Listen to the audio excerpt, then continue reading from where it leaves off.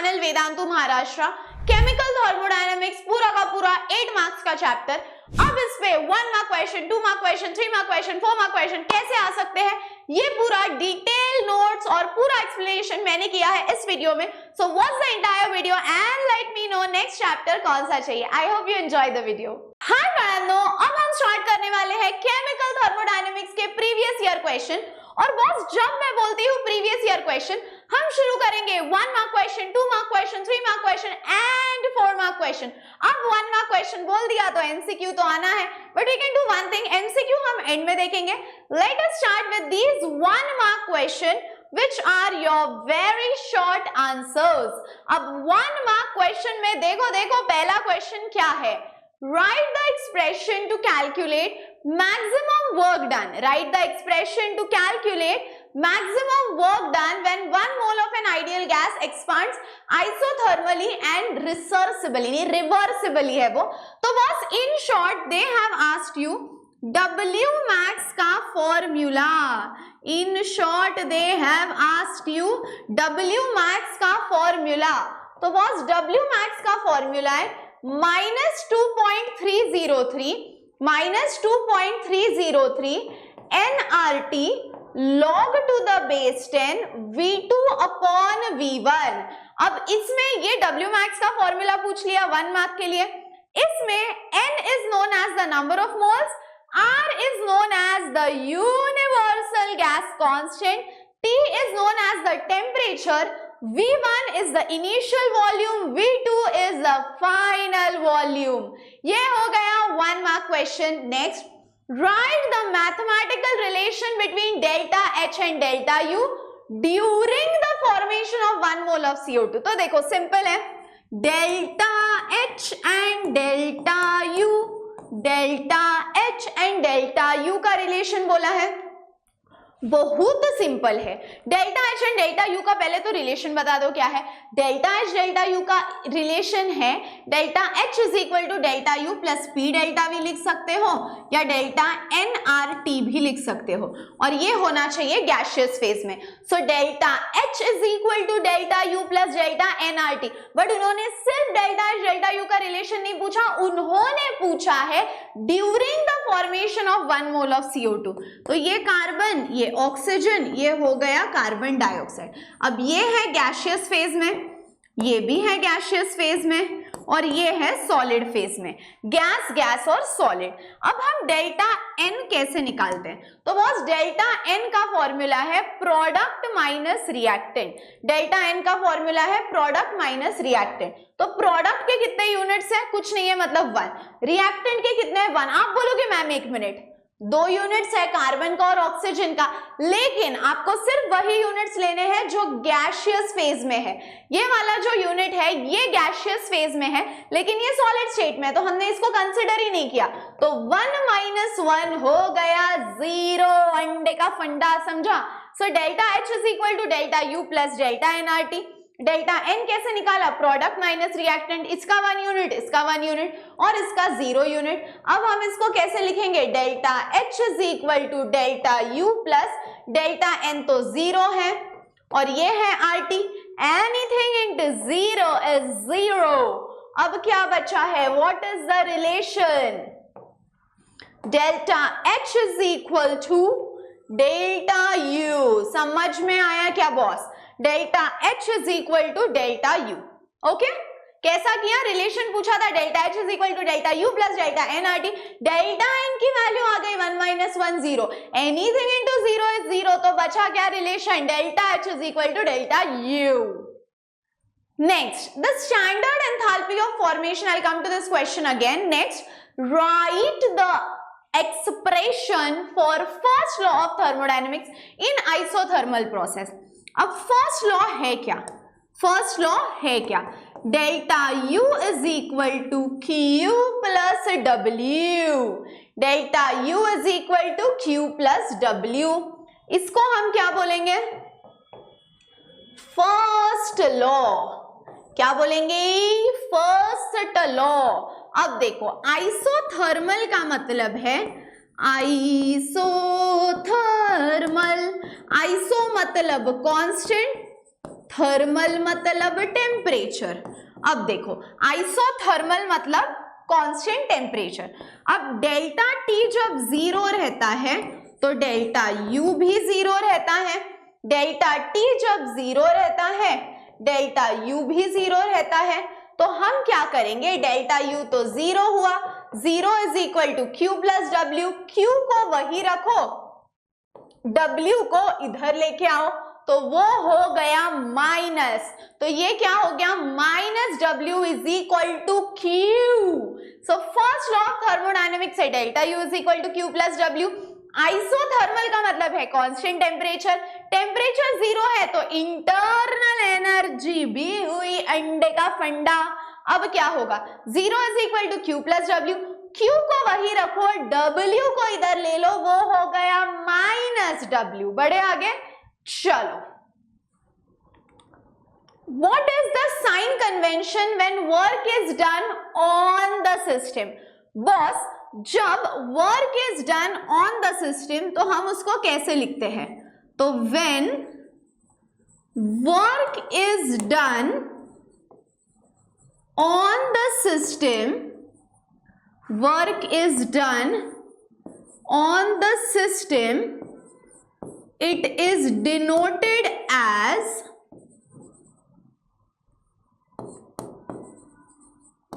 Minus W. जब अच्छा work is done on the system ना, हाँ सॉरी प्लस डब्ल्यू, जब work is done by the system it will be plus W. मैं आपको दोनों कंडीशंस लिख के देखियो, देखो ऐसे मान लो कि मैं सिस्टम हूं, अब मेरी आके किसी ने हेल्प किया, मेरे ऊपर किसी ने काम किया, मतलब मेरी आकर किसी ने हेल्प किया, सिस्टम की किसी ने हेल्प किया, work is done on the system it will be positive. लेकिन अगर मुझे किसी ने बोला तुझे ही सब करना पड़ेगा, सारा काम भी मैं करूं, शॉपिंग भी मैं करूं, सफाई भी मैं करूं, सारा काम मुझे करना पड़ेगा, इसका मतलब है जब सिस्टम को काम करना पड़े तब नेगेटिव होगा, लेकिन सिस्टम पे काम किया तो पॉजिटिव होगा। यहाँ पे उन्होंने पूछा what is the sign convention when work is done on the system, system पे काम हुआ तो it is denoted by plus W. लेकिन जब सिस्टम काम करेगी, ठीक है, ये तो क्वेश्चन भी नहीं है, मैं आपको बस यहाँ पे लिख के दे रही हूं, when work is done by the system, work is done by the system, उसको हम लिखेंगे माइनस डब्ल्यू। लेकिन जब सिस्टम पे काम हुआ हो प्लस डब्ल्यू, सिस्टम पे काम हुआ प्लस डब्ल्यू, सिस्टम ने काम किया minus W. When work is done by the system minus W, when work is done on the system plus W. Next, write the expression showing the relation between enthalpy change and internal energy change for gaseous phase. कुछ नहीं है, delta H is equal to delta U plus P delta V, ये भी एक लिख दो, या delta H is equal to delta U plus delta nRT। समझ में आया क्या?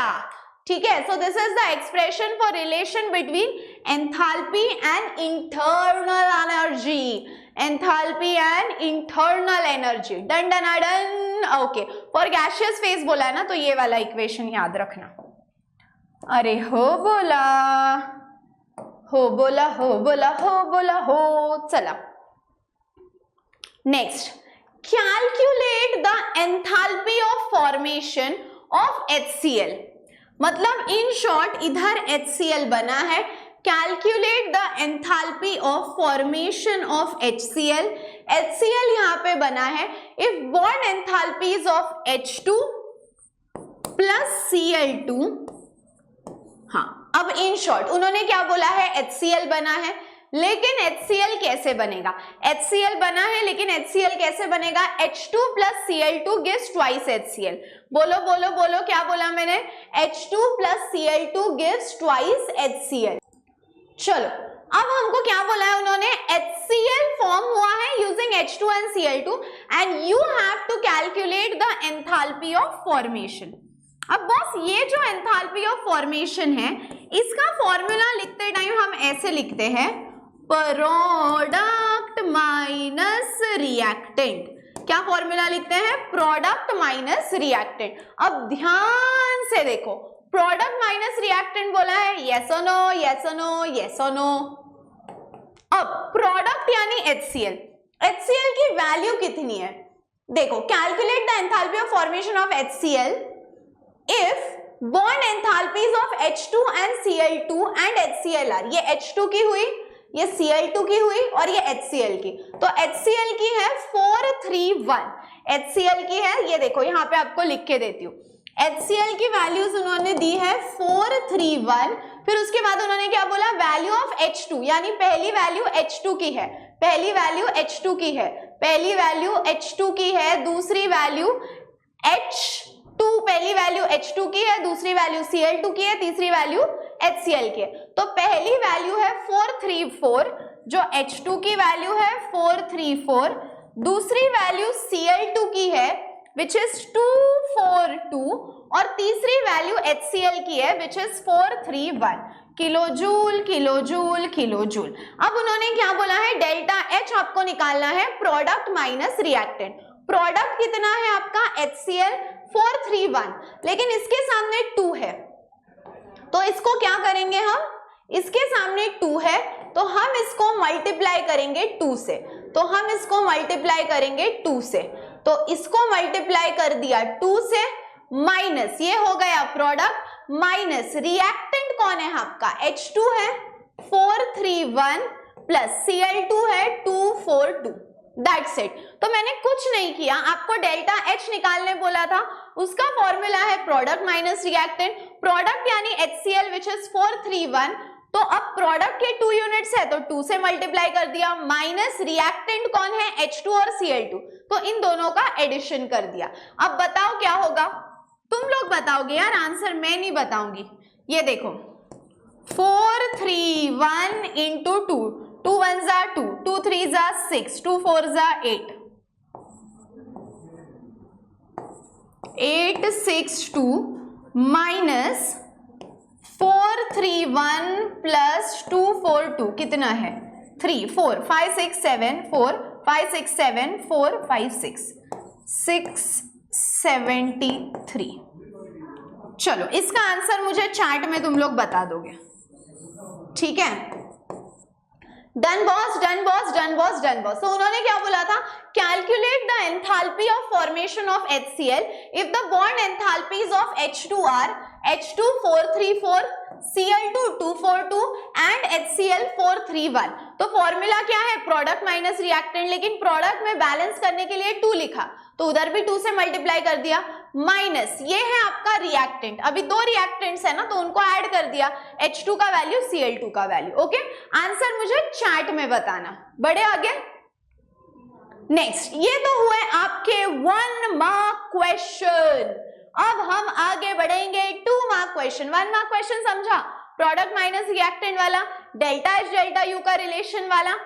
उसके बाद साइन कन्वेंशन, सिस्टम पे काम किया तो पॉजिटिव, सिस्टम ने काम किया तो नेगेटिव, सिस्टम को काम करना पड़ा तो नेगेटिव, सिस्टम पे काम हुआ तो पॉजिटिव। उसके बाद first law of thermodynamics in terms of isothermal minus W is equal to Q। उसके बाद ये हम लोग एंड में करेंगे। उसके बाद डेल्टा H और डेल्टा U का relation if 1 mole of CO2 is prepared under standard condition और W मैक्स का फॉर्मूला। ये हो गए 1 मार्क क्वेश्चन। अब बढ़ेंगे 2 मार्क क्वेश्चन के पास।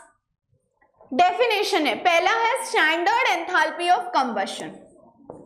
इसको हम कैसे लिखेंगे? देखो, standard enthalpy of combustion,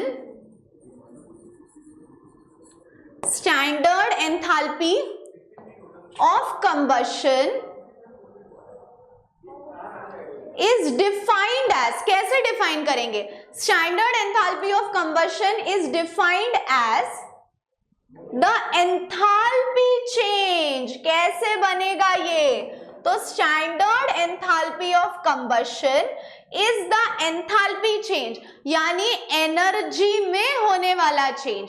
standard enthalpy of combustion is defined as the enthalpy change accompanying, enthalpy change जो हो रहा है, एंथैल्पी चेंज accompanying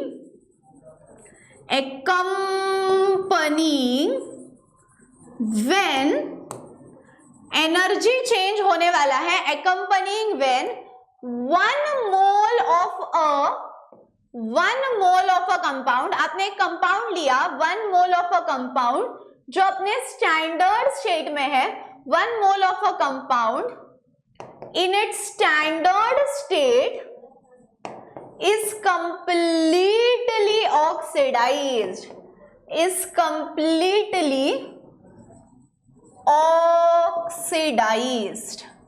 ठीक है, क्लियर है सबको? क्लियर है? What do you mean by standard enthalpy of combustion? So standard enthalpy of combustion का मतलब है कि एनर्जी में होने वाला चेंज, जब आपने 1 मोल ऑफ कंपाउंड लिया, एनर्जी में बदलाव होगा, एनर्जी में क्या होगा? बदलाव होगा। और ये एनर्जी में बदलाव कब होगा? जब आपने 1 मोल का कंपाउंड लिया हो और वो 1 मोल का कंपाउंड अपने स्टैंडर्ड स्टेट में होना चाहिए, यानी स्टेबल होना चाहिए। So 1 mole of a compound in its standard state, उसका हम पूरा कड़ा चिट्ठा पार करेंगे, is completely oxidised. So the enthalpy change when 1 mole of a compound in its standard state is completely oxidised. समझ में आया? ये हुआ एंथैल्पी ऑफ कंबशन। अब नेक्स्ट हम लिखेंगे एंथैल्पी ऑफ सब्लिमेशन। सब्लिमेशन का मीनिंग आप समझते हो? सब्लिमेशन का मीनिंग है जब सॉलिड का कन्वर्जन सीधा गैस में हो जाता है। सॉलिड का कन्वर्जन जब सीधा गैस में होगा, उसको हम बोलेंगे सब्लिमेशन। समझ में आया क्या boss? So enthalpy change accompanying a reaction, energy में होने वाला change, enthalpy change accompanying a reaction when 1 mole of a compound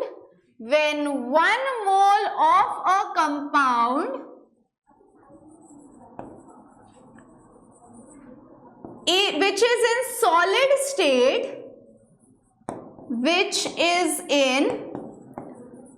solid state is converted to gaseous phase। समझ में आया? सो हम कब बोल सकते हैं एंथैल्पी ऑफ सब्लिमेशन हो रहा है? तो एनर्जी में होने वाला चेंज जब 1 मोल ऑफ सॉलिड हमको दिया गया हो और ये सीधा छलांग मारेगा और किस में कन्वर्ट होगा? तो 1 mole of a solid is directly converted into 1 mole of gas, उसको हम बोलते हैं sublimation. 1 mole of a solid is directly converted into 1 mole of gas.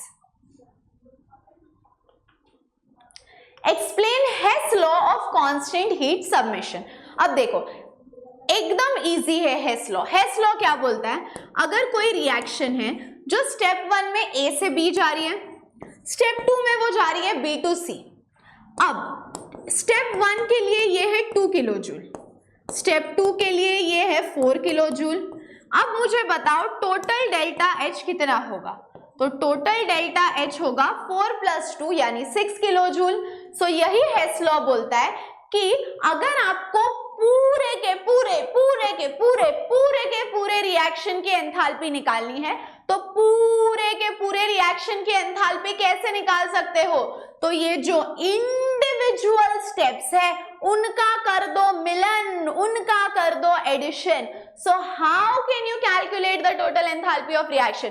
तो पूरे रिएक्शन की पूरे रिएक्शन की एंथैल्पी निकालने के लिए जो इंडिविजुअल स्टेप्स है उनका कर दो एडिशन। उसको हम कैसे लिखेंगे? The overall enthalpy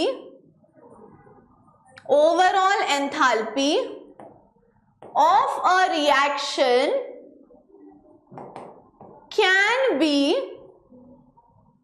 overall enthalpy of the reaction is the, कैसे निकाल सकते हैं, is the sum of, sum समझते हो क्या, सम का मतलब है addition, is the sum of enthalpies, is the sum of enthalpies of individual steps.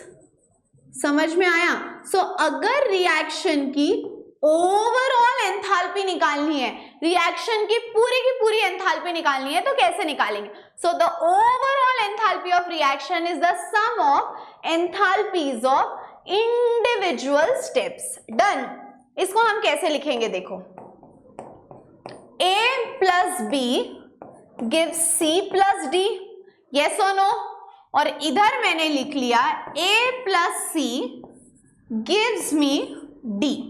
अब हम कैसे लिख सकते हैं देखो, ये रही आपकी रिएक्शन, ठीक है, ये रही आपकी रिएक्शन। अब इस स्टेप के लिए आपको लगेगा डेल्टा H 2 किलो जूल, इसके लिए आपको लगेगा डेल्टा H 6 किलो जूल मान लो। अब यहाँ पे क्या होगा, अरे बोलो बोलो, C कैंसल, एक रिएक्टेंट एक प्रोडक्ट कैंसल, दो A बचे हैं ट्वाइस है, प्लस B बचा है B, और इधर दो D बचे हैं, सो ट्वाइस D। अब इसका डेल्टा H कितना होगा, इसका डेल्टा H कितना होगा, तो बॉस इसका डेल्टा H होगा 6 प्लस 2 यानी 8। समझा समझा समझा समझा? तो हम क्या कर सकते हैं, पूरे के पूरे रिएक्शन की एंथैल्पी निकालने बोली होगी, तो हम इंडिविजुअल स्टेप्स की जो एंथैल्पी है उसका हम करेंगे addition. The overall enthalpy of the reaction is, the overall enthalpy of the reaction is sum of, what do you mean by sum? Sum is addition. The overall enthalpy of a reaction is the sum of enthalpies of individual step. Individual step का addition करो, final step आ जाएगा। Clear है boss? Clear है boss? Clear है boss? चलो।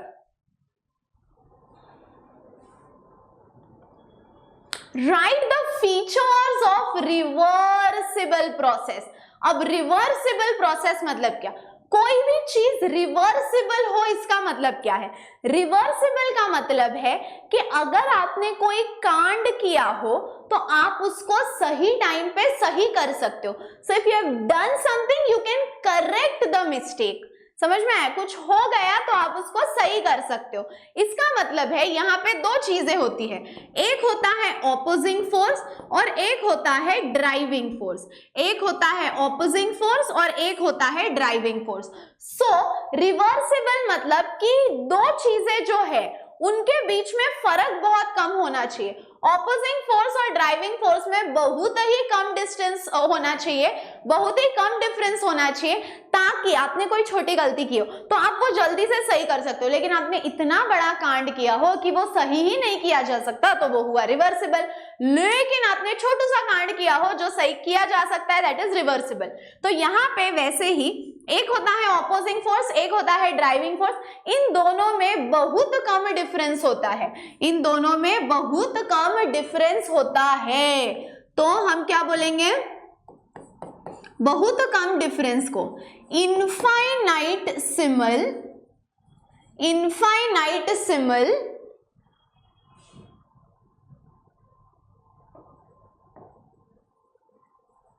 Difference between, ये spelling check करनी है अपने को, ठीक है? Infinitesimal difference between opposing force and driving force.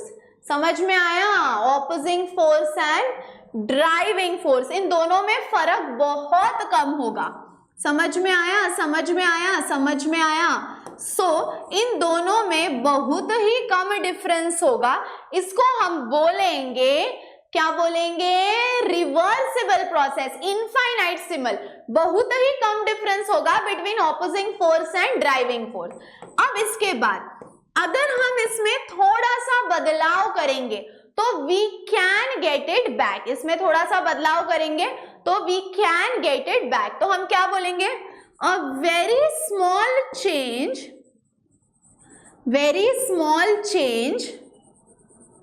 in some factors, very small change in some factors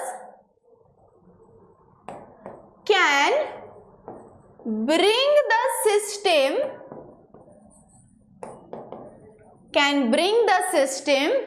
back to original position. ठीक है, समझ में आया क्या? तो बहुत ही थोड़ा डिफरेंस होगा, तो सिस्टम थोड़ा सा चेंज किया, सिस्टम अपने अपने जगह पे वापस आ जाएगी। उसके बाद ये जो रिवर्सिबल स्टेप की प्रोसेस है, ये बहुत स्लो प्रोसेस है। कैसी प्रोसेस है? बहुत स्लो। तो हम क्या लिखेंगे? It is a very slow process. समझ में आया? बहुत स्लो प्रोसेस है।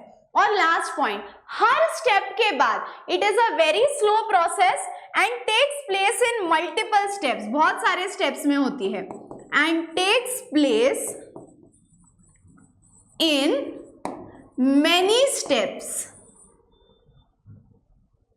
ठीक है, बहुत ही स्लो प्रोसेस है and takes place in many steps. अब यहाँ पे एक और पॉइंट है कि बहुत स्लो है और बहुत स्टेप्स में होती है, लेकिन ये हर स्टेप के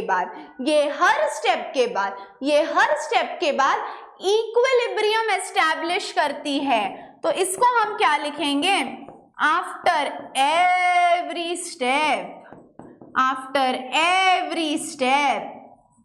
equilibrium is established. Her step के बाद सिस्टम आ जाएगी इक्विलिब्रियम पे। समझ में आया क्या? सो ये होता कैसे है? तो देखो, ऑपोजिंग फोर्स और ड्राइविंग फोर्स में बहुत कम डिफरेंस होगा। Infinite simile difference between opposing force and driving force. थोड़ा सा चेंज किया तो सिस्टम ओरिजिनल पोजीशन पे आ सकती है। उसके बाद ये स्टेप इतनी स्लो है कि बहुत सारे स्टेप्स में होती है, और ये जो है हर स्टेप के बाद इक्विलिब्रियम एस्टैब्लिश करती है। After every step the system will establish equilibrium. बढ़े आगे, चलो next, derive the expression for pressure volume work done. कैसे हो सकता है? देखो, वर्क डन का तो एक फॉर्मूला है, पता है क्या है? वर्क डन का एक फॉर्मूला है फोर्स इनटू डिस्प्लेसमेंट। क्या फॉर्मूला है? Force into displacement. ठीक है, अब उसके बाद फोर्स इनटू डिस्प्लेसमेंट ये फॉर्मूला है। ठीक है मैम, अब फोर्स का फॉर्मूला क्या है? फोर्स का फॉर्मूला होता है प्रेशर इनटू एरिया। फोर्स का फॉर्मूला होता है प्रेशर इनटू एरिया, लेकिन ये जो प्रेशर है ये बाहर से आ रहा है, तो इसको हम बोलेंगे P एक्सटर्नल। और ध्यान से सुनो, P एक्सटर्नल प्रेशर फोर्स का फॉर्मूला है प्रेशर इनटू एरिया। अब ध्यान से सुनो, प्रेशर को हमने बोल दिया P एक्सटर्नल। अब प्रेशर जो हो रहा है या जो वर्क कर रहा है वो सिस्टम काम कर रही है। मैंने आपको बोला था जब सिस्टम काम करेगी it will be negative, system काम करेगी इट विल बी नेगेटिव, लेकिन अगर सिस्टम पे काम हुआ तो इट विल बी पॉजिटिव। तो यहाँ पे सिस्टम काम कर रही है, सो it is negative. So work का फॉर्मूला है फोर्स इनटू डिस्प्लेसमेंट, ये तो हम सबको पता है, वेरी गुड। अब फोर्स जो है, फोर्स का फॉर्मूला क्या है? P एक्सटर्नल इनटू एरिया, लेकिन सिस्टम काम कर रही है इसीलिए हमने इधर लिख दिया नेगेटिव साइन। अब हम क्या करेंगे? Substitute the values in equation 1। Substitute the value in equation 1. So work is equal to force कितना है? Minus P external into area, ये हो गया फोर्स का, और इधर का D as it is, minus P external into area और इधर D एज इट इज। अब ये जो A इंटू D है इसको हम बोलते हैं delta V। A into D को हम क्या बोलते हैं? Delta V। तो वर्क कितना हुआ वर्क? बोलो, माइनस P एक्सटर्नल और A इंटू D हुआ डेल्टा V। समझ में आया क्या बॉस? A इंटू डी हुआ डेल्टा V। सो वर्क का फॉर्मूला है फोर्स इंटू डिस्प्लेसमेंट। फोर्स कितना है? Minus P external into area. यही वैल्यू इक्वेशन 1 में सब्स्टिट्यूट कर दो। इक्वेशन 1 में सब्स्टिट्यूट किया तो फोर्स हुआ minus P external into area, D as it is. A into D हुआ डेल्टा V, तो W is equal to minus P external delta V। इसको हम ऐसे भी लिख सकते हैं, डेल्टा V मतलब V2 minus V1। Delta V मतलब V2 माइनस V1। समझ में आया क्या बॉस? चलो डन डना डन डन डना डन डन डना डन। चलो बढ़े आगे। चलो will go to the numerical part and में। पहले जो डायरेक्ट क्वेश्चन है हम सॉल्व कर लेंगे, ठीक है? ठीक है, ये सारे न्यूमेरिकल्स ही हैं। जो न्यूमेरिकल्स है हम एंड में देखेंगे। आप मार्क्स तो देख ही रहे हो, ये सारे 2 मार्क्स के थे। अब यहां से आगे 3 मार्क्स का है, यानी ये जो क्वेश्चन हम करने वाले हैं ये 3 मार्क्स का है। अब यहां पे पूछा है एंथैल्पी ऑफ फ्यूजन क्या है, तो देखो एंथैल्पी ऑफ सब्लिमेशन क्या हुआ? एनर्जी में जो बदलाव हुआ जब सॉलिड कन्वर्ट हुआ गैस में। सब्लिमेशन का मतलब क्या है? सॉलिड जब गैस में कन्वर्ट हुआ उसको बोल दिया एंथैल्पी ऑफ सब्लिमेशन। अब एंथैल्पी ऑफ फ्यूजन हम किसको बोलेंगे? सो enthalpy of fusion is defined as, enthalpy of fusion is defined as the sum of enthalpy of fusion is defined as the change in enthalpy, the change in enthalpy that occurs, change in enthalpy that occurs when 1 mole of a solid, 1 mole of a solid is, 1 mole of a solid is converted to 1 mole of liquid। समझ में आया क्या boss? yes or no, yes or no, yes or no? So what do you mean by enthalpy of fusion? It is defined as enthalpy में होने वाला बदलाव। It is defined as the change in enthalpy that occurs when 1 mole of a solid, solid का 1 मोल ले लो और उसका conversion कर दो लिक्विड में। 1 mole of a solid is converted to 1 mole of a liquid। चलो बढ़े आगे। ये हो गया enthalpy of fusion. Next question का पार्ट क्या है? Derive the expression for maximum work. अब ये डेरिवेशन है। हम ना पहले सारे थ्योरी डेरिवेशन देख लेंगे, न्यूमेरिकल्स हम पूरे चैप्टर के एंड में ही करेंगे। अब मैक्सिमम वर्क का आपको बोला है डेरिवेशन। अब देखो मैक्सिमम वर्क के लिए पहले तो ना हम P एक्सटर्नल का फॉर्मूला एक साइड लिख के रखेंगे। P एक्सटर्नल का फॉर्मूला होता है P माइनस डेल्टा P। ये लिख के ना एक कोने में रख दो, ये लिख के एक कोने में रख दो, P माइनस डेल्टा P। अब देखो वर्क का फॉर्मूला हमने अभी देखा, क्या था वर्क का formula? Minus P external delta V। हमने अभी तो देखा वर्क का फॉर्मूला, वहां पे कैलकुलेट भी किया ना। क्या था वर्क का formula? Minus P external delta V। ये था वर्क का formula, minus P external delta V। अब ये जो हम वर्क निकाल रहे हैं ये बहुत ही छोटे वैल्यू के लिए निकाल रहे हैं, for a infinitesimal value. तो मैं ना यहाँ पे लिख रही हूँ dW is equal to minus P external और डेल्टा V को मैंने लिख दिया dV। कोई बदलाव नहीं किया, सिर्फ डेल्टा के जगह D लिख दिया, कैपिटल W के जगह स्मॉल d सामने लिख दिया। सो पहले तो वर्क का फॉर्मूला लिख दो minus P external delta V। अब dW हम कैसे लिखेंगे? Minus P external of dV। अब ध्यान से सुनो, ध्यान से, dW इज इक्वल टू सामने का minus sign as it is. अब देखो देखो सामने का minus sign as it is. P external का फॉर्मूला क्या है? P minus delta P। क्या फॉर्मूला है? सामने का minus sign as it is, delta के जगह D लिख दिया। सो सामने का minus sign as it is P minus delta P और इधर का dV एज इट इज, इधर का dV as it is. So W का फॉर्मूला है minus P external delta V।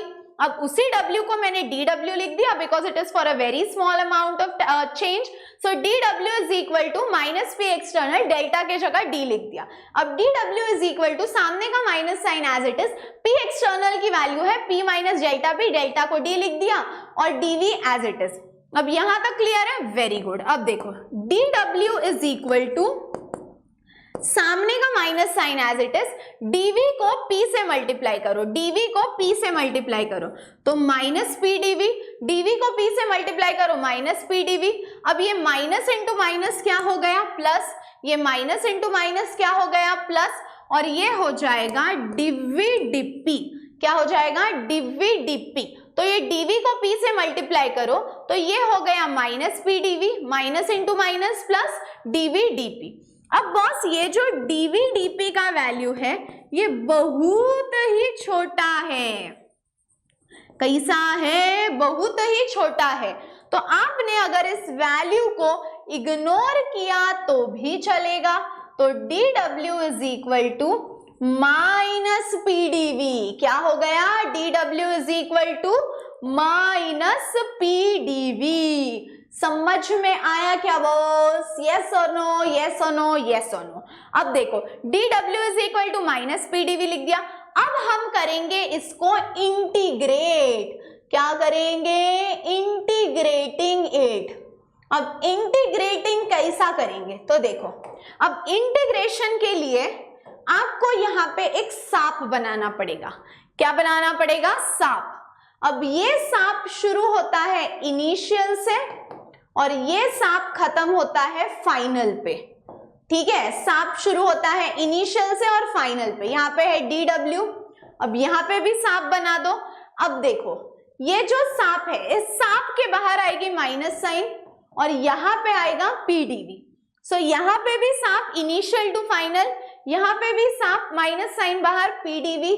ये शुरू होता है v1 से, खत्म होता है v2 पे, शुरू होता है v1 से, खत्म होता है v2 पे। यहां तक कोई प्रॉब्लम? Very good. अब दो दो सांप क्या करेंगे? ठीक है, जिंदगी में तो तुम पाल ही रहे हो, यहां भी क्यों सांप पालोगे? तो यहाँ पे ना इधर वाला सांप हम निकाल देंगे और ये पूरे यहाँ पे हम लिख देंगे w max। क्या लिख देंगे? w max। और फिर इधर का सांप v1 to v2 as it is और इधर p dv as it is.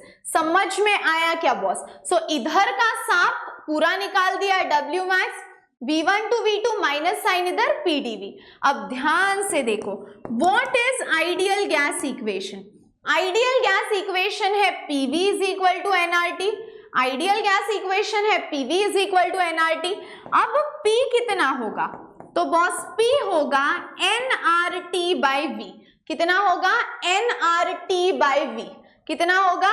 nRT by v। ठीक है, क्लियर है, क्लियर है, क्लियर है, ओके। अब उसके बाद w max is equal to minus, देखो v1 to v2, v1 to v2। अब p के जगह आ जाएगा nRT बाई v, ठीक है, p के जगह आ जाएगा nRT बाई v और इधर का dv एज इट इज, इधर का dv एज इट इज। अब हम क्या करेंगे? w max is equal to, एक रूल है इंटीग्रेशन का कि जो कॉमन टर्म्स है उसको बाहर ले लो, तो माइनस तो बाहर था ही, minus nRT v1 to v2 और अब ये nRT इधर आ गया, बचा dv बाई v। सिंपल। क्या क्या हुआ बताओ? w max is equal to v1 to v2 minus p dv, p का वैल्यू था nRT बाई v, डाल दिया nRT बाई v और dv एज इट इज। अब nRT कॉमन है तो उसको इंटीग्रेशन के साइन के बाहर ले लो। अब उसके बाद हम इसको कैसे खेलेंगे? देखो खेलेंगे करेंगे w max is equal to minus nRT। अब ये पूरा सांप वाप सब हटा दो और यहाँ पे लिखो ln, ये सांप वाप सब हटा दो, यहाँ पे लिखो ln, यहाँ पे लिखो v और यहाँ पे लिखो v1 to v2। ये देखो ln v और यहाँ पे लिख दो v1 to v2। समझ में आया? तो कुछ भी नहीं किया, W max is equal to minus NRT, फिर यहाँ पे हमने क्या लिख दिया, ln of V1 to V2। अब ये V2 को हम बोलेंगे अपर लिमिट, V1 को हम बोलेंगे लोअर लिमिट, V2 को हम बोलेंगे अपर लिमिट, V1 को बोलेंगे लोअर लिमिट। अब यहाँ पे आएगा एक formula, W max is equal to minus NRT ln of upper limit है V2 minus ln of lower limit है V1। तो ये फॉर्मूला हुआ upper limit minus lower limit, upper limit is V2, lower limit is V1। So W max is equal to minus NRT upper limit minus lower limit. अब जब जब ये minus में होता है ये चले जाएगा डिवीजन में, जब जब ये माइनस में होता है ये चले जाएगा डिवीजन में, तो हम इसको लिखेंगे ln of V2 by V1। Clear है इधर तक? अब लास्ट स्टेप बचा है, माइनस है तो डिवीजन में चले गया ln of V2 by V1। Now there is a problem, और प्रॉब्लम ये है कि ये है ln यानी log to the base e, हमको इसको करना है log टू द बेस 10, तो हम क्या करेंगे 2.303 से मल्टीप्लाई करेंगे। फिर बोलो बोलो क्या हुआ formula, W max is equal to minus 2.303, minus किधर से आया, अरे उधर ही तो है, NRT log to the base 10 with 2 upon V1। Clear है इधर तक? यस और नो? कुछ नहीं हुआ, V2 अपॉन V1 था, ln का कर दिया log to the base e। अब तुम पूछोगे मैम ये वैल्यू कहां से आई, तो बॉस ये है कांस्टेंट वैल्यू, तो कुछ नहीं किया, माइनस एज इट इज 2.303 से मल्टीप्लाई किया, NRT log to the base 10 with 2 upon V1। Clear है इधर तक? यस और नो?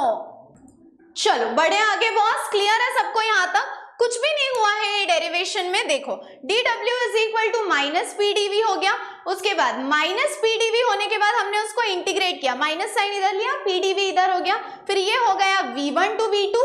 अब हमने p का वैल्यू पुट किया which was nRT by v।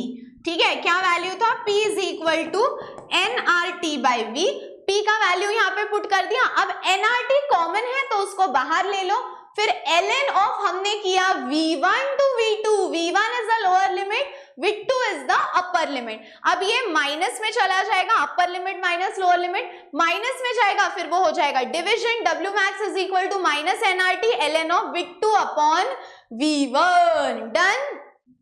But the problem is this is ln, हमको उसको करना है log to the base e, sorry log to the base 10, तो हमने मल्टीप्लाई कर दिया 2.303 से। Done boss, done boss, done boss, done boss. चलो 3 मार्क का क्वेश्चन था ना ये। Next, derive the expression, write the relationship for an isochoric process. Derive the expression and write the relationship for an isochoric process. Okay, what is the first law of thermodynamics? So first law of thermodynamics है, first law of thermodynamics है delta U is equal to Q plus W। Delta U is equal to Q plus W। समझ में आया क्या boss? अब isochoric का मतलब क्या है? आइसोकोरिक का मतलब है no change in volume, no change in volume. Isochoric का मतलब है no change in volume. Okay ma'am, यहां तक तो हम समझ गए। अब देखो delta U is equal to Q plus W। W का वैल्यू कितना है बताओ? हमको तो पता है W का वैल्यू है minus P external into delta V। W का वैल्यू है minus P external into delta V, पीछे भी तो निकाला। सो फर्स्ट लॉ है delta U is equal to Q plus W। Q तो एज इट इज लिखा, प्लस एज इट इज लिखा। W का फॉर्मूला है minus P external into delta V, minus P external into delta V। अब delta V तो 0 है, isochoric मतलब no change in volume, isochoric है तो नो चेंज इन वॉल्यूम। अब आइसोकोरिक होने की वजह से डेल्टा V 0 हो गया, so delta U is equal to Q plus minus P external delta V यानी जीरो, डेल्टा वी यानी जीरो इंटू जीरो। अब हम सबको पता है anything into zero is zero, so delta U is equal to Q. But ये सब हो रहा है विथ रिस्पेक्ट टू वॉल्यूम, तो नीचे लिख दो छोटू सा v। समझ में आया? सो डेल्टा यू का फॉर्मूला क्या है? Q plus W. उसके बाद आइसोकोरिक मतलब नो चेंज इन वॉल्यूम। अब हम उसको कैसे लिखेंगे? Delta U is equal to Q plus W का फॉर्मूला लिख दो minus P external delta V. उसके बाद delta V delta V delta V है जीरो, तो anything into zero is zero, so delta U is equal to Q plus W नहीं होगा, delta U is equal to Q plus W नहीं होगा, क्योंकि ये फर्स्ट लॉ ऑफ थर्मोडायनेमिक्स है। इन terms of isochoric पूछा है तो वो हो जाएगा delta U is equal to Q V, Q V. Done. चलो next, define standard enthalpy of formation, standard enthalpy of formation। अब formation मतलब दो चीजें साथ में आके कुछ बन रहा है, formation मतलब दो चीजें साथ में आके कुछ बन रहा है। अब दो चीजें साथ में आके कुछ बन रहा है, लेकिन वो जो दोनों चीजें हैं वो दोनों चीजें स्टैंडर्ड स्टेट में होनी चाहिए। दो चीजें साथ में आके एक चीज बन रही है, अब जो दो चीजें साथ में आएगी वो भी स्टैंडर्ड स्टेट में होना चाहिए और जो बन रहा है वो भी स्टैंडर्ड स्टेट में होना चाहिए। सो एंथैल्पी ऑफ फॉर्मेशन का मतलब है दो चीजें साथ में आ रही है और प्रोडक्ट बन रहा है। अब जो दो चीजें साथ में आ रही है वो भी स्टैंडर्ड स्टेट में चाहिए और जो बन रहा है वो भी स्टैंडर्ड स्टेट में चाहिए। तो इसको हम कैसे लिखेंगे? Standard enthalpy of formation, it is the enthalpy change, it is the enthalpy change when 1 mole of a substance, it is the enthalpy change when 1 mole of a substance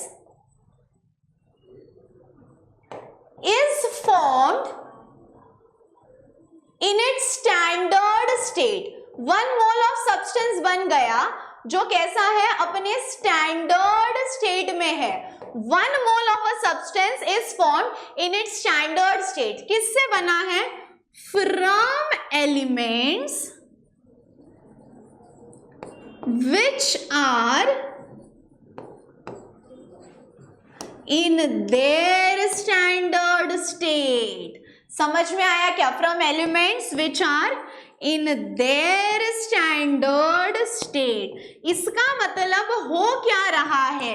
तो boss इसका मतलब 1 मोल ऑफ सब्सटेंस बन रहा है जो standard state में है और किससे बन रहा है? एलिमेंट से जो अपने स्टैंडर्ड स्टेट में है।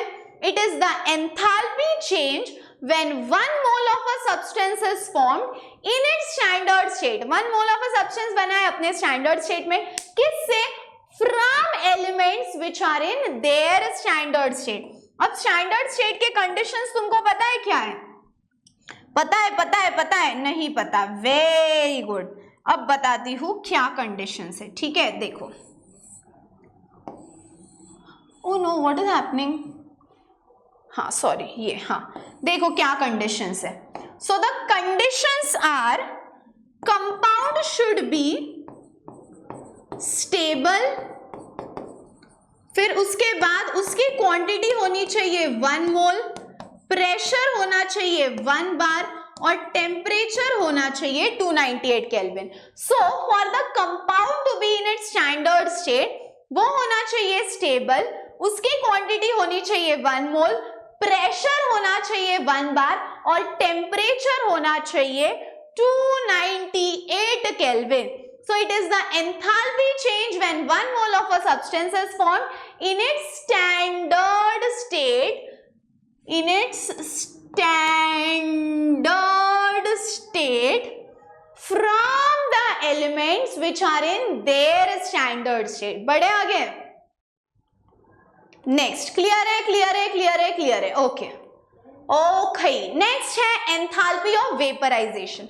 देखो सिंपल है, आपने एंथैल्पी ऑफ फ्यूजन तो देख लिया, सॉलिड का कन्वर्जन लिक्विड में हुआ, सब्लिमेशन भी देख लिया, सॉलिड का कन्वर्जन सीधा गैस में हुआ। फ्यूजन मतलब सॉलिड टू लिक्विड, सब्लिमेशन मतलब सॉलिड टू गैस। अब हम देखेंगे वेपराइजेशन। तो एंथैल्पी ऑफ वेपराइजेशन को हम कैसे डिफाइन करेंगे?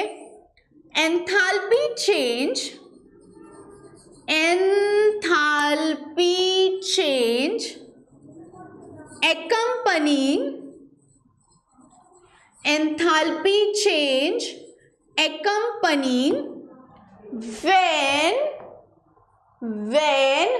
1 mole of a liquid, enthalpy change accompanying when 1 mole of a liquid vaporizes completely। समझ में आया क्या boss? So what do you mean by enthalpy of fusion? Fusion का मतलब है सॉलिड टू लिक्विड जाना, वेपराइजेशन का मतलब है लिक्विड टू गैस जाना, और सब्लिमेशन का मतलब है सॉलिड टू गैस जाना। अब इधर वेपराइजेशन पूछा है, तो वेपराइजेशन मतलब enthalpy change when 1 mole of a liquid vaporizes completely, या ऐसे भी याद रख सकते हो when 1 mole of a liquid is converted to 1 mole of a gas. उसके बाद ये देखो एंथैल्पी ऑफ कंबशन तो मैंने आपको पीछे ही लिख के दे दिया था ना। अब आता है why work done in vacuum is 0। अब देखो मुझे बताओ यार, why work done is in vacuum is 0। Vacuum मतलब जहां कुछ भी प्रेजेंट नहीं है, ना प्रेशर प्रेजेंट है, ना कुछ प्रेजेंट है, कुछ भी नहीं है। सो वैक्यूम मतलब where nothing is present. So in vacuum, in guess करो मैं किसकी स्पेलिंग देख रही हूं। इन वैक्यूम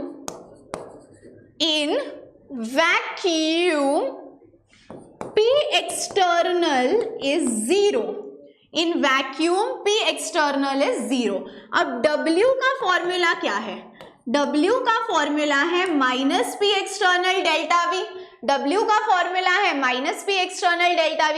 अब मुझे बताओ in vacuum the condition for pressure is 0। तो हम यहां पे लिखेंगे इन वैक्यूम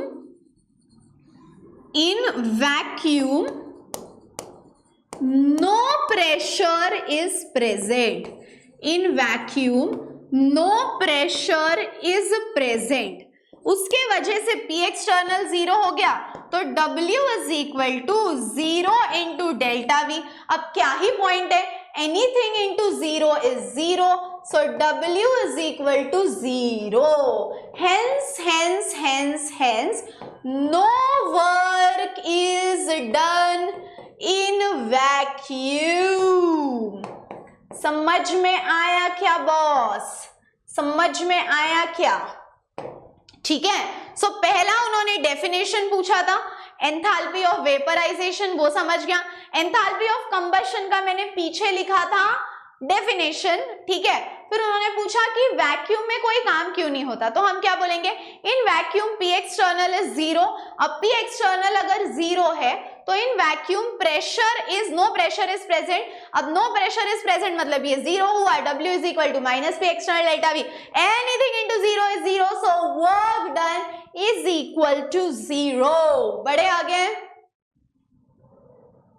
नेक्स्ट, ये तो 3 मार्क्स हो गए। न्यूमेरिकल हमने एक भी नहीं किया, ठीक है। न्यूमेरिकल हम सारे एंड में करेंगे थ्योरी होने के बाद। अब देखो ये भी डिफाइन है, नहीं, हाँ डिफाइन का क्वेश्चन है ये। Enthalpy of atomization. Now what do we mean by enthalpy of atomization? अब एटमाइजेशन का मतलब क्या है? एटमाइजेशन का मतलब है कि आपको एक मोल दिया है, एक 1 मोल ऑफ कंपाउंड दिया है। यहां पे डेफिनेशन लिख के समझाऊंगी, ठीक है।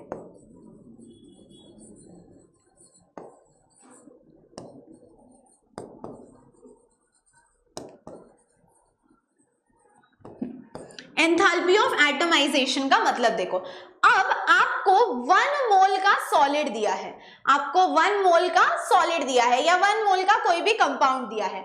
अब ये 1 मोल का जो कंपाउंड है इसके आपको टुकड़े टुकड़े टुकड़े टुकड़े टुकड़े करने हैं। किसके में टुकड़े करने हैं? तो बॉस आपको इसके टुकड़े टुकड़े टुकड़े टुकड़े करने हैं into gaseous atom.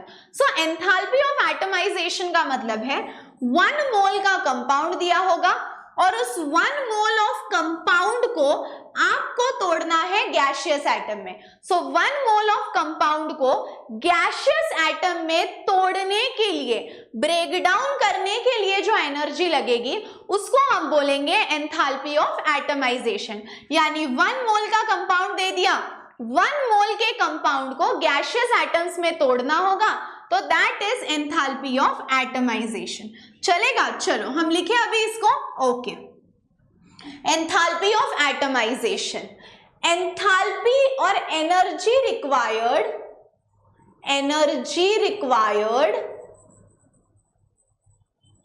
To break, energy required to break 1 mole of a compound, 1 mole of a compound into its gaseous atoms।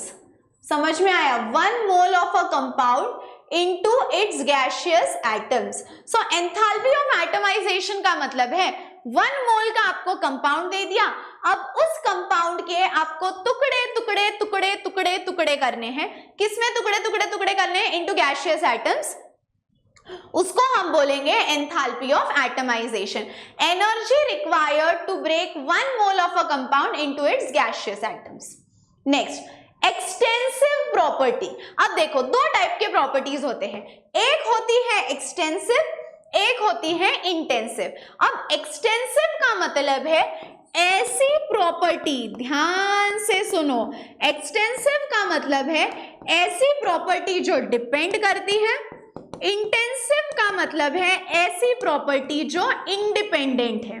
अभी देखो इसको मैं कैसे याद रखती हूं, I for intensive, I for independent, I for intensive, I for independent. So इसका क्या मतलब है?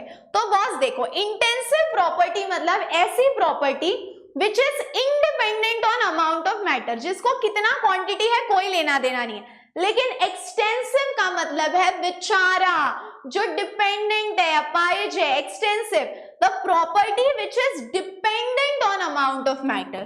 ठीक है, एक्सटेंसिव प्रॉपर्टी, एक्सटेंसिव प्रॉपर्टी। अब एक्सटेंसिव प्रॉपर्टी को हम कैसे लिखेंगे? Property which is, property which is dependent on amount of matter. ऐसी प्रॉपर्टी जो अमाउंट ऑफ मैटर पे डिपेंडेंट हो, दैट इज एक्सटेंसिव। इसका एग्जाम्पल आप लिख सकते हो volume. So property which is dependent on amount of matter extensive, और ऐसी प्रॉपर्टी जो इंडिपेंडेंट हो वो हुई intensive. Done. So enthalpy of atomization का क्या मतलब है कि बोलो बोलो बोलो बोलो, 1 मोल का सॉलिड दिया है, उसको हम ब्रेक डाउन करेंगे इनटू गैसियस एटम, और एक्सटेंसिव मतलब it depends on the amount of matter. अब ये वाला न्यूमेरिकल है, हम एंड में करेंगे, उसके लिए मैं स्लाइड छोड़ देती हूँ। ठीक है, next, define bond enthalpy and enthalpy of atomization. अब नेक्स्ट देखो क्या है, define bond enthalpy and enthalpy of atomization. चलो बढ़े आगे, नेक्स्ट है बॉन्ड एंथैल्पी। अब बॉन्ड एंथैल्पी क्या है, यहां पे लिखेंगे हम डेफिनेशन। अब देखो सिंपल है, बॉन्ड तो सबको पता है क्या होता है, ए और बी में अगर कनेक्टेड है इलेक्ट्रॉन से तो वो है बॉन्ड। एंथैल्पी का मतलब है energy. Now what do you mean bye bond enthalpy? तो बस बॉन्ड एंथैल्पी का मतलब है बॉन्ड को, कोई भी कोवैलेंट बॉन्ड आपको दिया होगा, और ये जो कोवैलेंट बॉन्ड है इसकी क्वांटिटी होगी 1 मोल। आपको एक कोवैलेंट बॉन्ड दिया होगा, इसकी क्वांटिटी होगी 1 मोल। ये 1 मोल का जो कोवैलेंट बॉन्ड है इसको ब्रेक करने के लिए जो एनर्जी लगेगी उसको हम बोलेंगे bond enthalpy. So bond enthalpy का सिंपल मतलब है इस बॉन्ड को ब्रेक करने में जो एनर्जी लगेगी दैट इज बॉन्ड एंथैल्पी। अब आप पूछोगे मैम बॉन्ड की क्वांटिटी कितनी है, तो बस बॉन्ड की क्वांटिटी होगी 1 मोल। फिर आप पूछोगे मैम बॉन्ड का टाइप क्या है, तो बॉन्ड का टाइप है covalent bond. So what do you mean bye bond enthalpy, तो देखो एंथैल्पी और एनर्जी रिक्वायर्ड ऐसे लिख सकते हैं, energy required to break 1 mole of a covalent bond. 1 mole का कोवैलेंट बॉन्ड है, उसको ब्रेक करने के लिए जो एनर्जी लगेगी उसको हम बोलेंगे bond enthalpy. So energy required to break 1 mole of a covalent bond, किसमें ब्रेक करना है, into its gaseous atoms, into its gaseous atoms, इसको हम बोलेंगे बॉन्ड एंथैल्पी। सो 1 मोल का बॉन्ड ब्रेक करने के लिए जो एनर्जी लगेगी, लेकिन वो 1 मोल का बॉन्ड कैसा होना चाहिए, कोवैलेंट होना चाहिए। किस में ब्रेक करना है, into gaseous atoms, that is called as the bond enthalpy. उसके बाद एक और डेफिनेशन उन्होंने पूछी है, enthalpy of ionization. Now what is enthalpy of ionization? Enthalpy of ionization का मतलब है एंथैल्पी ऑफ आयोनाइजेशन। अब एंथैल्पी ऑफ आयोनाइजेशन का मतलब है कि आपको एक न्यूट्रल गैसियस एटम दिया है, एक गैसियस एटम दिया है। अब उस गैसियस एटम में से अगर इलेक्ट्रॉन को बाहर निकालना है, न्यूट्रल गैसियस एटम दिया है, उस गैसियस एटम में से अगर इलेक्ट्रॉन को बाहर निकालना है तो उस इलेक्ट्रॉन को बाहर निकालने के लिए जो एनर्जी लगेगी that is called as enthalpy of ionization. 1 mole का गैसियस एटम दे दिया, अब उस एटम में से इलेक्ट्रॉन को बाहर निकालने के लिए जो एनर्जी लगेगी that is enthalpy of ionization. तो इसको हम कैसे लिखेंगे, एनर्जी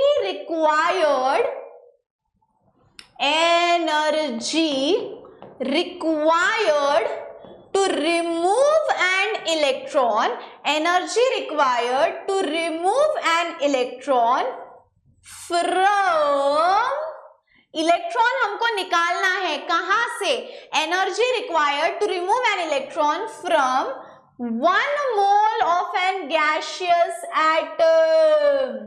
समझ में आया क्या boss? So 1 mole of a gaseous atom आपको दिया है, उस एटम में से इलेक्ट्रॉन को खींच के बाहर निकालो, उसके लिए जो एनर्जी लगेगा उसको हम बोलेंगे enthalpy of ionization. Bond enthalpy का मतलब क्या है, एक बॉन्ड को ब्रेक करने में जो एनर्जी लगेगी that is bond enthalpy.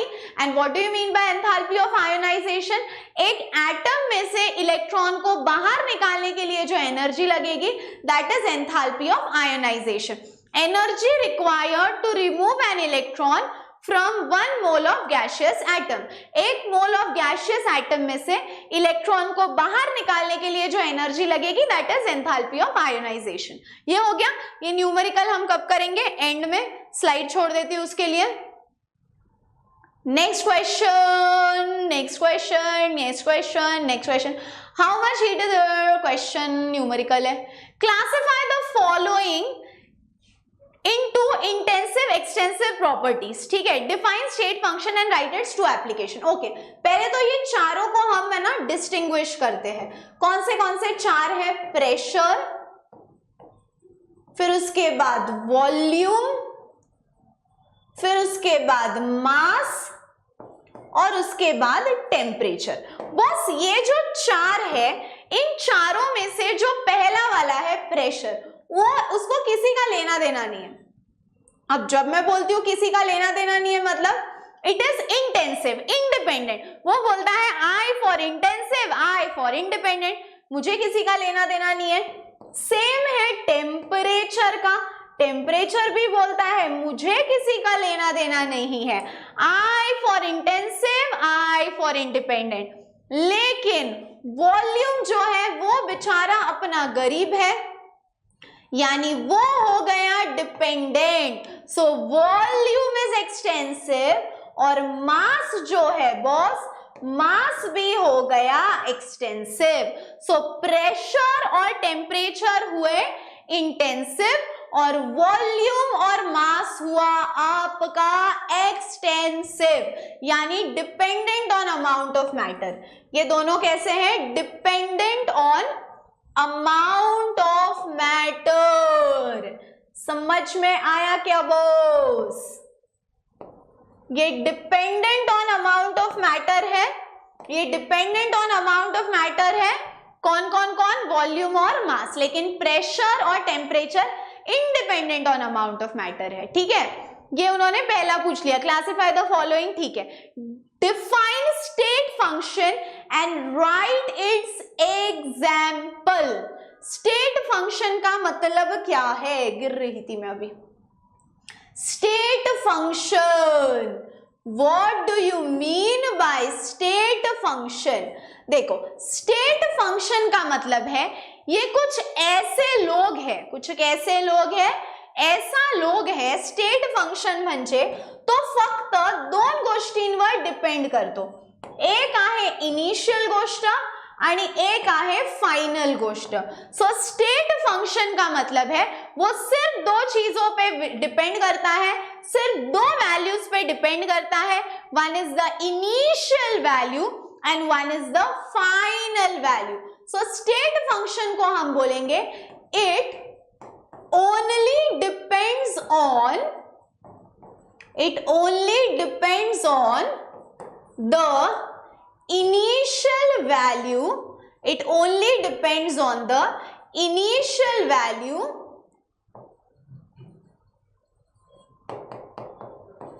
and the final value. It only depends on the initial value and the final value and not on the path followed by the system. समझ में आया क्या? वो बोलता है तू वहां तक कैसे पहुंचा इसका मुझे लेना देना नहीं है, तू वहां तक कैसे पहुंचा इसका मुझे लेना देना नहीं है, लेकिन तू पहले कैसा था यानी इनिशियल वैल्यू, तू बाद में कैसा है यानी फाइनल वैल्यू, सिर्फ उसी पे डिपेंड करता है, उसको हम बोलते हैं स्टेट फंक्शन। सो स्टेट फंक्शन का मतलब है it only depends on the initial and the final value and not on the path followed by the system. समझ में आया क्या बॉस? यस और नो? जल्दी बोलो बोलो बोलो बोलो, यस और नो? चलो हो गए क्वेश्चंस, तो हो गए अभी। ठीक है, क्लासिफाई द फॉलोइंग बोल दिया था, उसके बाद ये चारों कौन क्या है? हाँ, डिफाइन स्टेट, अच्छा राइट, 2 एग्जाम्पल्स भी बोला था। चलो 2 एग्जाम्पल भी बोला है। एक आप लिख सकते हो एंट्रोपी और एक आप लिख सकते हो इंटरनल एनर्जी। एक है एंट्रोपी, एक है इंटरनल एनर्जी। तो हो गया ये भी question. So classify the following, ये 4 क्लासिफाई करने थे। डिफाइन स्टेट फंक्शन बोल दिया, राइट टू एग्जाम्पल। अब हम करते हैं न्यूमेरिकल्स। ठीक है, ये सारे थ्योरी क्वेश्चंस डन डना डन डन डना डन डन डना डन। अब हम करेंगे न्यूमेरिकल्स। न्यूमेरिकल्स, चलो अब इसमें कितने मार्क्स का है ये? वैसे 3 मार्क्स का क्वेश्चन है। Define N isolated system, okay, define N isolated system, okay. Isolated system का मतलब है आइसोलेटेड सिस्टम। आइसोलेटेड सिस्टम का मतलब है कि ऐसी सिस्टम, कैसी सिस्टम? ऐसी सिस्टम जहां पे ना मैटर एक्सचेंज होता है ना कि एनर्जी एक्सचेंज होती है उसको हम बोलेंगे आइसोलेटेड सिस्टम, जिसमें ना मैटर एक्सचेंज होगा ना एनर्जी एक्सचेंज होगी। जैसे हमारा थर्मस फ्लास्क होता है, उसमें से बाहर मैटर जाता नहीं है, सो मैटर इज नॉट एक्सचेंज, और उसमें गर्म चीज गर्म ही रहती है, ठंडी चीज ठंडी रहती है, सो ना मैटर इज एक्सचेंज ना एनर्जी इज एक्सचेंज, उसको हम बोलेंगे आइसोलेटेड सिस्टम। तो इसको हम कैसे लिखेंगे? When there is no exchange of matter or energy, ठीक है। सो व्हेन मैटर और एनर्जी दोनों एक्सचेंज ना हो उसको हम बोलेंगे isolated system. When there is no exchange of matter or energy, या तो आप ऐसे भी लिख सकते हो matter and energy both are not exchange, matter and energy both are not exchange।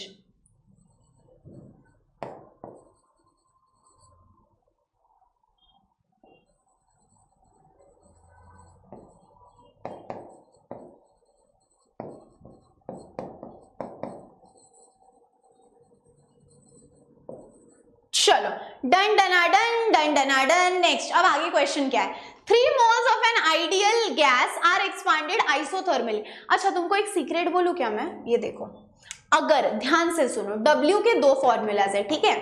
एक है -P एक्सटर्नल डेल्टा V वाला और एक है W मैक्स वाला फॉर्मूला जो हमने डेरिवेशन से निकाला, -2.303 nRT log to the base 10 V2 upon V1। ये सीक्रेट है, किसी को बोलना मत, ठीक है। अगर तुम्हारे क्वेश्चन में सिर्फ यूज हुआ आइसोथर्मली,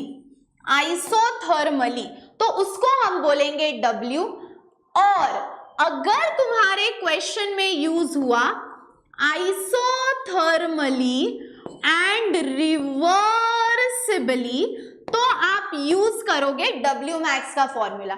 सिर्फ आइसोथर्मल यूज हुआ तो W, isothermally and reversibly use हुआ तो W max. So isothermally and reversibly W max, सिर्फ आइसोथर्मली हुआ तो W वाला। अब इधर क्या है? सिर्फ आइसोथर्मली है तो आप W वाला फॉर्मूला यूज करोगे, W मैक्स वाला नहीं। 3 moles of an ideal gas are expanded isothermally from 15 dm³ to 20 dm³। इसका मतलब वॉल्यूम फ्रॉम 15 बोला है, तो V1 हो गया 15 dm³, V2 हुआ 20 dm³, बराबर है। V1 हुआ 15 dm³, V2 हुआ 20 dm³ at a constant external pressure of 1.2 बार। कितना है कांस्टेंट एक्सटर्नल प्रेशर? 1.2 बार। अब क्या बचा है? Calculate the amount of work done in joule. तो आपको टू फाइंड क्या है? What is to find? To find work done. अब आप बोलोगे ना मैम वर्क डन के 2 फॉर्मूलाज है, तो अरे अभी तो बताया, आइसोथर्मली होगा तो सिर्फ W, but isothermally and reversibly होगा तो W max. W is equal to -P external delta V। Simple. So W is equal to -P external यानी -1.2, V2 कितना है 20, माइनस V1 कितना है 15। तो ये हुआ W is equal to -1.2 into 5। अब 1.2 इंटू 5, 5 2 जा 10, 5 1 जा 5 प्लस 1 6। तो ये हुआ W is equal to -6.0 dm³ bar. अब आप बोलोगे मैम dm³ बार आपने क्यों लिखा? क्योंकि वॉल्यूम है dm³ में और प्रेशर है बार में। So W is equal to -6.0 dm³ bar. अब उन्होंने जूल में बोला है तो आपको पता होना चाहिए 1 dm³ bar is equal to 100 joule. 1 dm cube bar is equal to 100 joule. So W is equal to minus 6.0 into 100 joule. ठीक है, इज इक्वल टू 100 जूल. तो अब हम क्या करेंगे, W is equal to minus 600 joule. समझ में आया? यस और नो, यस और नो, यस और नो, यस और नो, यस और नो, यस और नो. समझ में आया कि नहीं? सो सिंपल है, V1 15, V2 20, P एक्सटर्नल 1.2. अब W हम कैसे निकालेंगे, minus P external delta V. तो W is equal to minus P external delta V होता है V2 minus V1. Delta V क्या होता है रे, V2 माइनस V1. तो 20 माइनस 15 यानी हुआ 5. सो माइनस 1.2 इंटू 5 यानी माइनस 6.0 डीएम क्यूब बार. लेकिन जूल में बोला है तो 1 dm cube bar is equal to 100 joule. Clear है बॉस? सो यहां तक तो सबको क्लियर है. Now should we move on to the next question. अब तो सारे न्यूमेरिकल्स ही बचे हैं, right?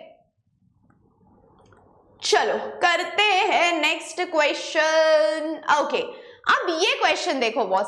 The enthalpy change for the following reaction is. ठीक है, अब उन्होंने एंथैल्पी चेंज पूछा है और यहां पे जो उन्होंने एंथैल्पी दी है, यहां पे जो उन्होंने एंथैल्पी दी है बॉस, किसकी एंथैल्पी दी है? तो बॉस यहां पे जो उन्होंने एंथैल्पी दी है वो उन्होंने बॉन्ड की एंथैल्पी दी है. सो लेट अस सी पहले तो क्या क्या गिवन है.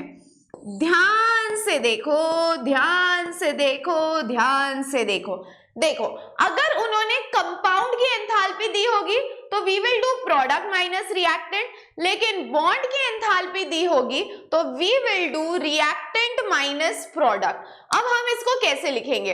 तो ध्यान से देखो, delta H not is equal to 104 kilo joule. ठीक है, फिर उसके बाद उन्होंने CCl की बॉन्ड एंथैल्पी दी है जो कि कितनी है, कितनी है, कितनी नहीं, calculate the bond enthalpy of CCl, find out करनी है. CH की उन्होंने दी है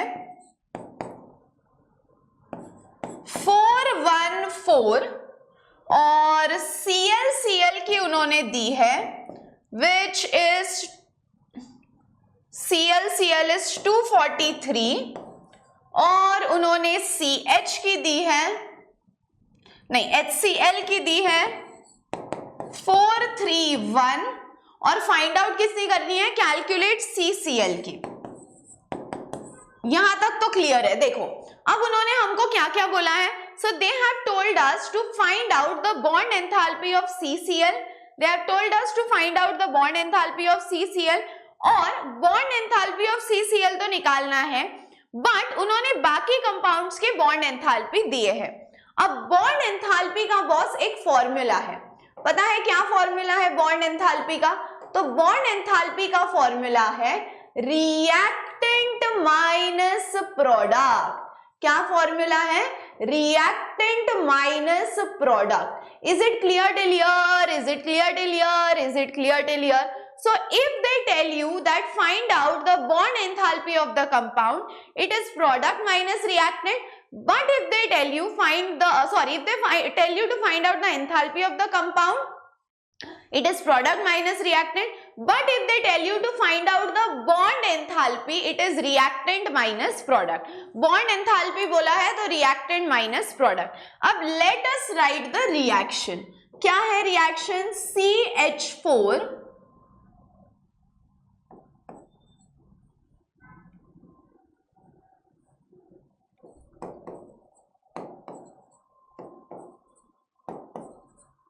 plus Cl2 gives what?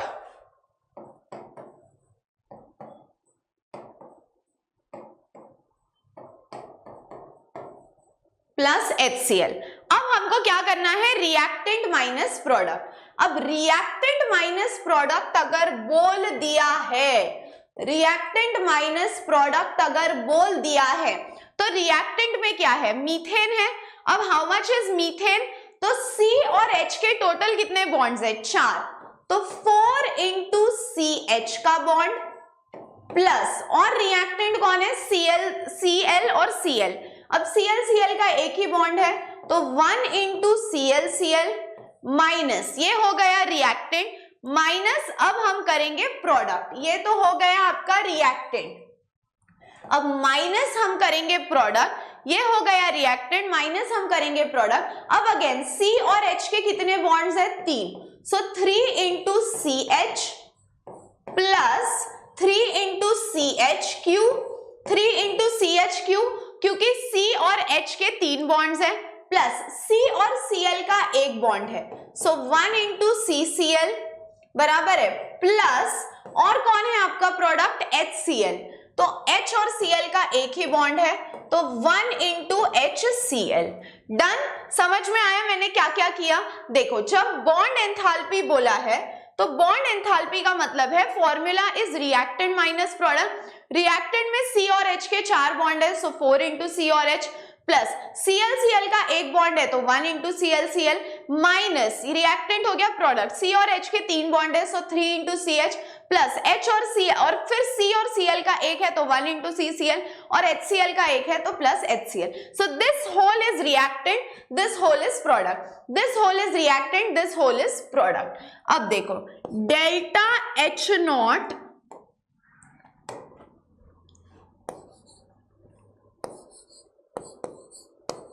Is equal to, अब वैल्यूज पुट कर दो, डेल्टा H नॉट की भी तो वैल्यू दी है उन्होंने 104, अब C और H के कितने हैं? 414, 4 है ना, सो 4 इंटू 414 प्लस Cl कितना है? 243 माइनस 3 इंटू CH 414, सो 3 इंटू 414 प्लस CCl तो हमको फाइंड आउट करना है, so plus X plus HCl कितना है? 431, सो 1 इंटू 431, ये 1 माइनस दिख रहा है तुमको, 1 इंटू 431। अब आपने 1 ही क्यों लिया? क्योंकि H और Cl का एक ही तो बॉन्ड है। समझ में आया? ये वैल्यूज बस मैंने यहाँ पे पुट कर दी। Is it clear? Is it clear? Is it clear? अब तो बेसिक कैलकुलेशन है यार, बेसिक कैलकुलेशन है। चलो करो जल्दी, चलो डन। अब यहाँ पे मैंने वैल्यूज ऑलरेडी सब्स्टिट्यूट कर दिया है और बेसिक कैलकुलेशन करके रखा है। Now you have to find out the final value of x and tell me. ठीक है, बहुत सिंपल है, बहुत बेसिक है, इसलिए टाइम ना वेस्ट हो, और उसमें तो मैंने यहाँ पे करके दे दिया है। Nothing we have done, reactant minus product formula use किया है, कौन से रिएक्टेंट कितने टाइम से वो लिखा है। Next question, calculate the standard enthalpy of combustion of methane. ठीक है, calculate the standard enthalpy of combustion of methane, मतलब कि आपको निकालना क्या है क्वेश्चन में, तो आपको निकालना है delta H not, standard enthalpy of combustion of methane, यानी निकालना है delta H not. If methane का वैल्यू उन्होंने कितना दिया है, इफ CH4 मीथेन इज -74.8, ठीक है, -74.8, फिर उसके बाद उन्होंने CO2 का भी वैल्यू दे दिया है।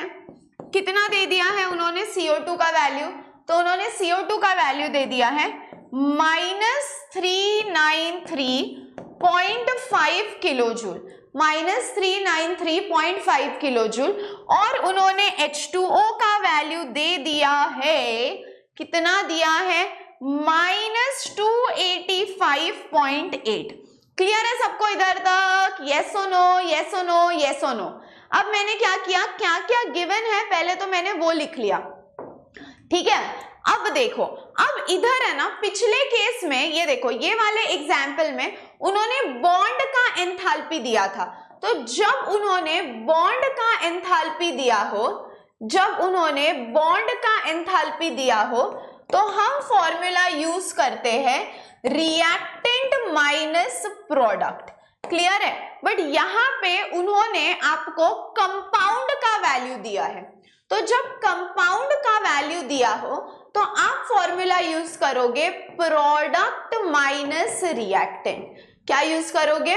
Product minus reactant.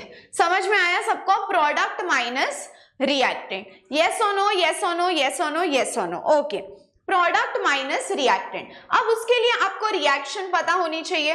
रिएक्शन क्या है? मीथेन प्लस हाफ O2 नहीं, sorry, 2O2, methane plus 2O2 gives CO2 plus twice H2O। ये रिएक्शन है, ठीक है। CH4 plus twice O2 gives CO2 plus 2H2O। ये रिएक्शन मैं यहां पे भी लिख देती हूं।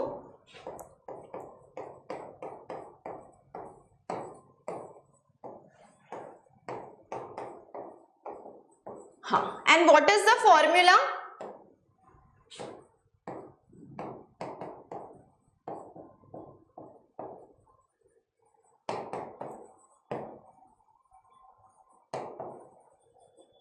प्रोडक्ट माइनस रिएक्टेंट, ठीक है। अब देखो, what is the meaning of product? Product मतलब CO2।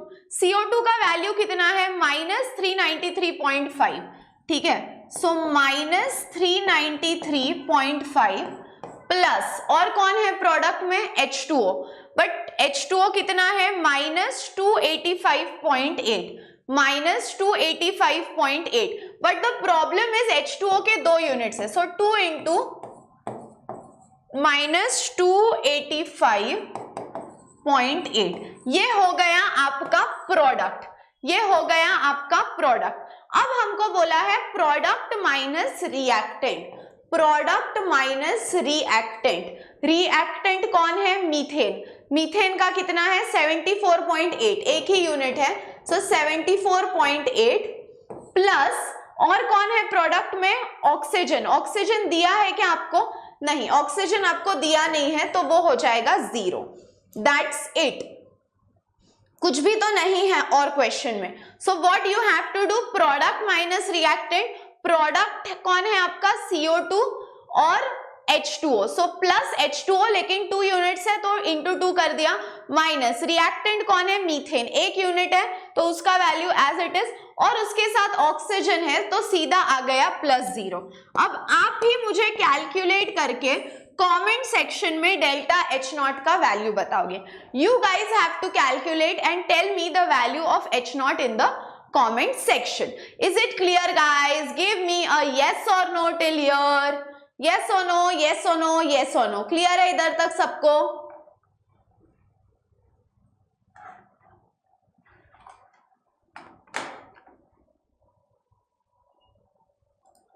चलो क्लियर है। अब इसका final answer you guys will tell me in the comment section. Now let us go to MCQs। अब हम जाते हैं MCQs के पास, ठीक है। अब MCQs के पास जाने के लिए चलो let's see the MCQs। N intensive property amongst the following is, what do you mean bye intensive?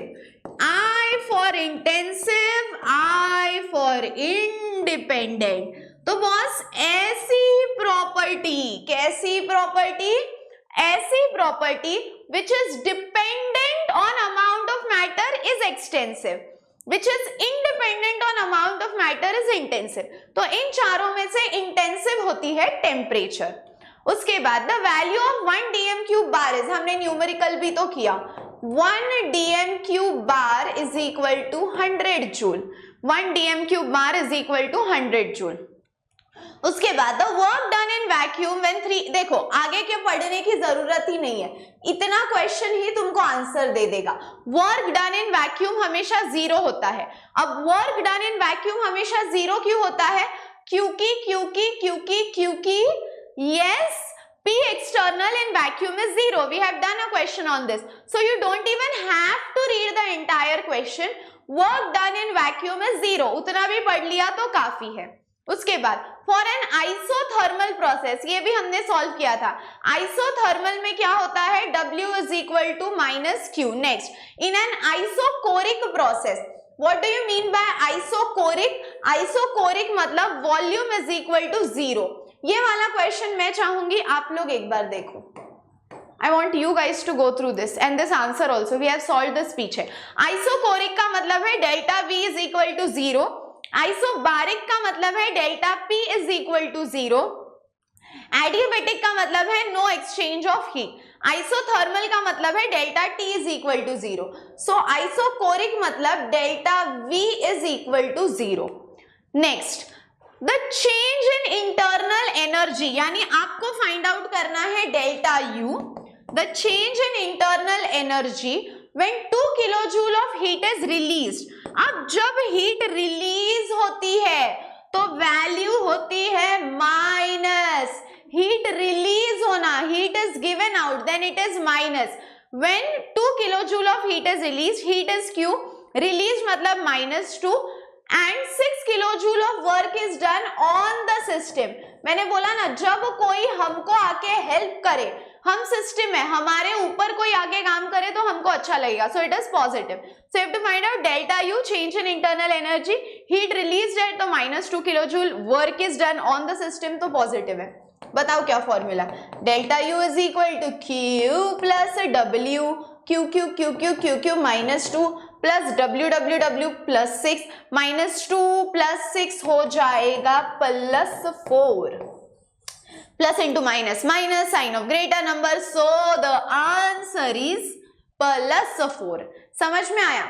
अच्छा, ये चैप्टर में ना मुझे एक और क्वेश्चन याद आ रहा है, 1 मार्क के लिए ही है वो question, why is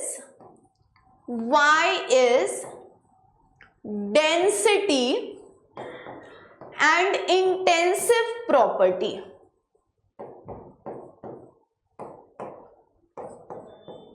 why is density and intensive property? अब ध्यान से समझो इसको, ध्यान से, ठीक है, ध्यान से।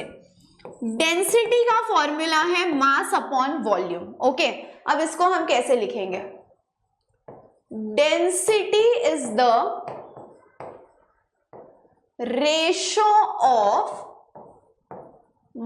मास by volume, okay, density is the ratio of mass by volume. अब मास एंड वॉल्यूम, ये दोनों जो है, mass and volume both are extensive. Mass और वॉल्यूम दोनों डिपेंडेंट है on amount of matter, so mass and volume both are extensive, और इसको हम लिखेंगे the ratio of two extensive, दो एक्सटेंसिव का रेशो जो है इज इंटेंसिव, इसीलिए density is a intensive property. समझ में आया? सो density is the ratio of mass by volume. अब मास एंड वॉल्यूम दोनों एक्सटेंसिव है और दो एक्सटेंसिव का रेशो इंटेंसिव होता है, इसीलिए density is a intensive property. Clear है सबको? बॉस, अब ये तो था केमिकल थर्मोडायनेमिक्स। अब केमिकल थर्मोडायनेमिक्स जो चैप्टर है, ये चैप्टर पूरे के पूरे 8 मार्क्स का है। ये चैप्टर में जितना कुछ मैंने बताया है, हर एक चीज इंपॉर्टेंट है। I am just repeating all the important articles again. The chapter starts with your system surrounding, फिर उसके बाद what is intensive property, what is extensive property, very very very very important. फिर वर्क डन का formula W is equal to -P external delta V। Then W max का derivation 3 marks का, जो हमने यहाँ पे भी किया। Then there are a lot of definitions in this topic, enthalpy of formation, enthalpy of fusion, standard enthalpy of combustion, ये सारे definitions आपको अच्छे से करने हैं। फर्स्ट लॉ ऑफ थर्मोडायनेमिक्स अच्छे से करना है, फीचर्स ऑफ रिवर्सिबल प्रोसेस अच्छे से करना है, first law of thermodynamics in terms of various factors, यानी isochoric, isothermal, adiabatic. First law में तीनों स्टेटमेंट विद इक्वेशन लिखना है। फर्स्ट लॉ में तीनों स्टेटमेंट्स क्या है? Energy can neither be created nor be destroyed, it can be converted only from one form to another, ये first one. Next, energy of an isolated system remains constant. Third, energy of an isolated system remains constant, energy of the universe remains constant. ये तीन statement, delta U is equal to Q plus W, ये इसका equation. उसके बाद second law of thermodynamics, very very important. Second law के बाद what is entropy? So entropy is the degree of randomness, entropy is the degree of randomness and what is the unit of entropy, joule पर kelvin, ठीक है। So what is entropy and what is the unit of entropy, what is second law of thermodynamics. Second law of thermodynamics का मतलब क्या है, the entropy increases in a spontaneous process, ये textual language में लिखना है, ठीक है। So second law of thermodynamics, what is entropy, unit of entropy. ये इस चैप्टर के कुछ ऐसे आर्टिकल्स है जो आप स्किप करने की सोच भी नहीं सकते, ठीक है। So this is all about thermodynamics. I know you are feeling ma'am आज आपकी एनर्जी बहुत लो है, I am feeling little sick today, इसीलिए आप लोगों को लग रहा होगा कि my energy is little down today, but not an issue, I will be back with my energy in the next video. Next video कौन सा चाहिए कॉमेंट करके बताओ। And that's all for today my dear students, see you all in the next video. तब तक हंसते रहो, खेलते रहो, खुश रहो, be positive and keep smiling. Bye bye and yes, I will be back with my energy in the next video. Bye bye.